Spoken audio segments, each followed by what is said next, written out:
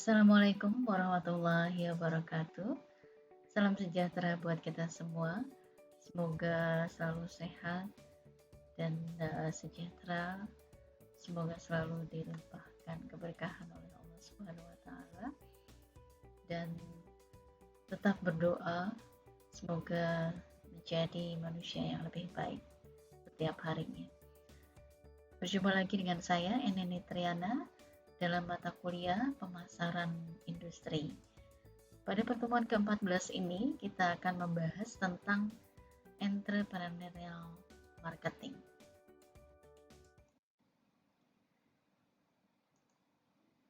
Oke, sebelum kita masuk kepada apa itu definisi entrepreneurial marketing, maka kita akan membahas tentang sejarah bagaimana mulai entrepreneurial marketing ini diperkenalkan.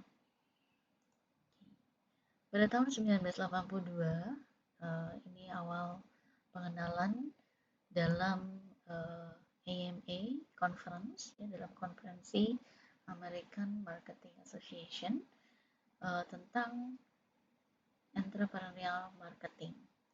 Kemudian berlanjut pada tahun 1995 berkembang beberapa topik tentang entrepreneurial marketing, dan pada tahun 1999 entrepreneurial marketing jurnal riset pemasaran diterbitkan, dan pada tahun 2003 ada simposium di Jerman ya tentang entrepreneurial marketing, dan pada tahun 2005 itu beberapa jurnal internasional terbit tentang integrasi isu pemasaran kewirausahaan atau entrepreneurial marketing. Itulah awal mula bagaimana IM ini berkembang menjadi sesuatu yang sangat penting. Nah, kita sebelum masuk kepada pelajarannya, kita akan melihat definisi entrepreneurial marketing. Dari beberapa definisi yang kita ambil, pertama dari Stokes tahun 2000. Stokes menyebutkan bahwa konsep pemasaran kewirausahaan difokuskan pada inovasi dan pengembangan ide sejalan dengan pemahaman intuitif tentang kebutuhan pasar. Begitu juga kita lihat dari Morris ya dengan LaForce bahwa pemasaran kewirausahaan adalah identifikasi proaktif dan eksploitasi peluang untuk memperoleh dan mempertahankan pelanggan yang menguntungkan melalui pendekatan inovatif untuk manajemen risiko, memanfaatkan sumber daya, dan penciptaan nilai. Ini dari beberapa definisi. Yang terakhir itu dari Heath et al. Yaitu definisi tentang entrepreneurial marketing adalah pemasaran kewirausahaan adalah semangat, orientasi, serta proses mengejar peluang dan meluncurkan dan menumbuhkan usaha yang menciptakan nilai pelanggan yang dirasakan melalui hubungan, terutama menggunakan inovatif, kreativitas, penjualan, pencelupan pasar, jaringan, dan fleksibilitas. Jadi ketika kita tarik benang merah dari keseluruhan definisi dari beberapa peneliti ini, maka kita bisa simpulkan bahwa entrepreneurial marketing ini adalah tentang bagaimana inovasi ini dibuat untuk menjadikan pemasaran menjadi lebih baik lagi. Jadi kata kuncinya adalah bagaimana inovasi dibuat. Nah, kemudian apa hubungan entrepreneurial marketing dengan teori pemasaran? Jadi menurut Hill dan Hartman, seiring dengan pentingnya peran wirausaha di dunia ekonomi, maka entrepreneurial marketing saat ini memiliki peran yang lebih menonjol dalam teori pemasaran. Evolusi seperti ini akan mendorong konvergensi yang lebih besar antara entrepreneurial marketing dengan aliran pemasaran utama. Kemudian ada 6 konsep entrepreneurial marketing. Ini menurut Morris et al. Tahun 2002. Yang pertama adalah intensitas pelanggan. Bagaimana aspek ini berfokus pada antusiasme bahwa produk ya yang kita akan buat ini yakin akan sukses ya, kemudian diperkuat dengan cara membuat intensitas pelanggan ini memperkuat nilai-nilai inti perusahaan, ya, dan bagaimana kita membuat siasat pelanggan ini untuk membeli produk yang kita buat. Kemudian inovasi berkelanjutan, perusahaan wira swasta atau wirausaha harus terus menghasilkan ide kreatif dan mengubahnya menjadi produk atau layanan atau proses baru atau disesuaikan. Ya, jadi dalam entrepreneur marketing inovasi berkelanjutan ini terus, ya, seperti continuous improvement.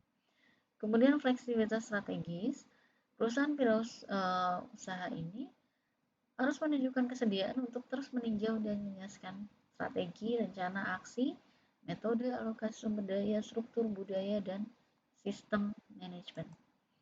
Kemudian pengambilan risiko terhitung. Mengambil risiko berarti mengejar peluang baru. Pengusaha mengambil risiko terhitung, tetapi beberapa dapat berakibat fatal untuk masa depan perusahaan. Intinya, kita tahu bahwa ketika semakin tinggi risiko, maka akan semakin besar keuntungan yang didapat. Tetapi ini juga berakibat fatal pada masa depan perusahaan. Ya, sehingga pengambilan risiko ini pun, tetapi jika kita tidak mengambil risiko, maka akan lebih beresiko terhadap usaha kita, ya, karena kita tidak membuat inovasi apapun. Kemudian proaktif, jadi pengusaha menyadari pentingnya lingkungan pemasaran eksternal dan mereka menganggap sebagai cakrawala kemungkinan. Jadi bagaimana si lingkungan eksternal ini, ya, dikurangi ketidakpastiannya, kemudian mengurangi ketergantungan dan kerentanan perusahaan, atau memodifikasi lingkungan tempat perusahaan beroperasi. Kemudian yang terakhir adalah leverage sumber daya. Karena ambisi pengusaha biasanya melebihi sumber daya mereka, mereka dipaksa supaya menggunakan sumber daya yang sedikit ini menjadi lebih lebih bermanfaat, ya, lebih bermanfaat dengan cara apa? Membuat sumber daya yang sedikit ini menciptakan nilai gabungan yang lebih besar.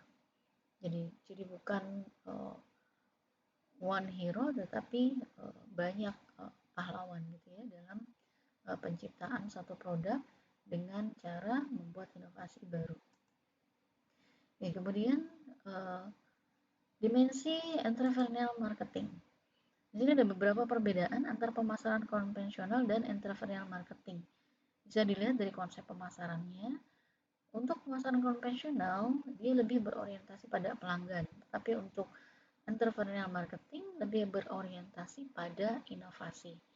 Dan ada perbedaan-perbedaan lain, di antaranya contoh ada pendekatan pemasarannya. Untuk yang konvensional lebih reaktif dan adaptif, sementara yang entrepreneur marketing lebih pendekatannya proaktif.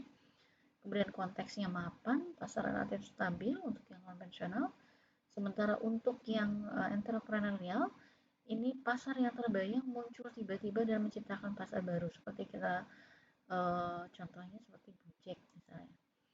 Kemudian titik fokus, perspektif rasio, perkembangan produk, ya.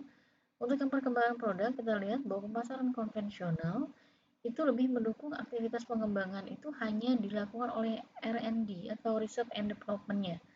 Tetapi untuk yang entrepreneurial, pemasaran merupakan satu tempat inovasi pelanggan, dan mitra itu merupakan pembuat inovasi yang aktif. Jadi mereka menggunakan eksternal juga untuk menjadi pembuat inovasi, ya, terhadap produk, tidak hanya diinikan kepada R&D.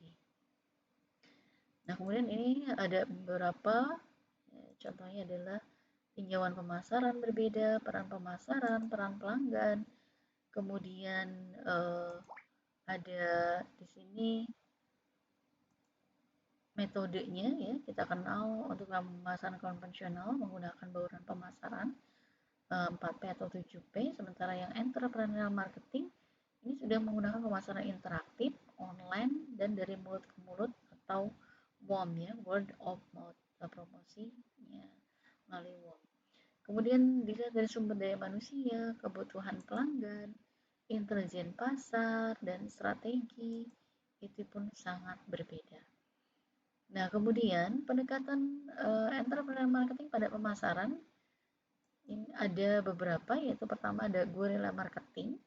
Nah, guerrilla marketing ini adalah memunculkan ikatan karakteristik utamanya, kemudian penciptaan atau pengangkutan penggunaan sumber daya yang tersedia, dan sangat menekankan pada bauran teknik komunikasi yang inovatif dan efektif. Jejaring penggunaan usaha dan imajinasi dengan biaya murah. Contoh di sini ada produk Vodafone, kalian mungkin pernah dengar ya. Nah, ini dengan menggunakan simbol pemain penyerang sepak bola Australia yang pada akhirnya penyerang itu terkepung di tengah-tengah perhatian media. Jadi dia fokus pada satu model ya. Dan ini diperkenalkan oleh Levinson tahun 1984. Kemudian yang kedua adalah buzz marketing.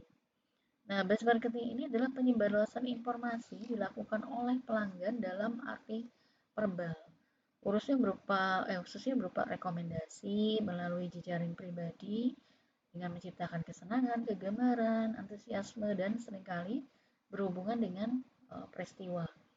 Nah, ini contoh film ya yang berbiaya murah berjudul The Blair Witch Project yang ditayangkan 1999. Nah, ini menggunakan media berupa internet untuk menciptakan komunikasi dari mulut ke mulut, dan ini uh, dikenalkan oleh Rosenblum.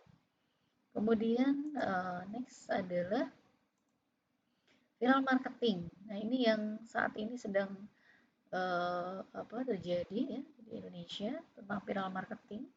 Viral marketing ini adalah promosi yang mereplikasikan diri dengan cara menyebarluaskan dan menggandakan pesan seperti virus pada situs komunitas. Mirip dengan buzz marketing tetapi lebih jauh berorientasi pada internet. Ini contoh pada penayangan video di YouTube diselingkan iklan-iklan produk ya.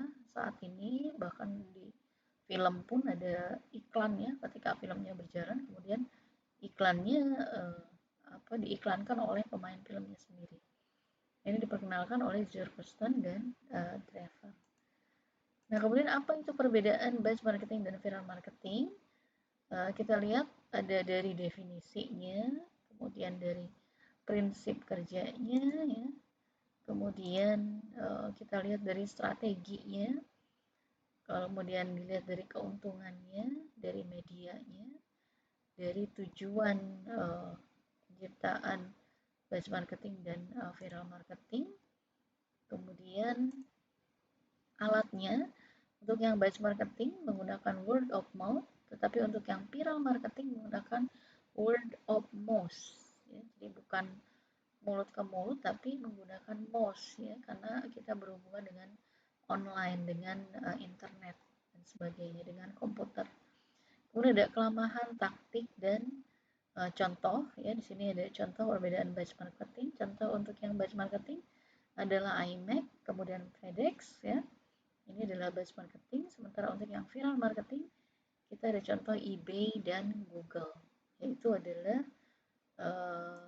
penerapan entrepreneur marketing dalam pemasaran. Oke, sampai sini saja pertemuan hari ini. Terima kasih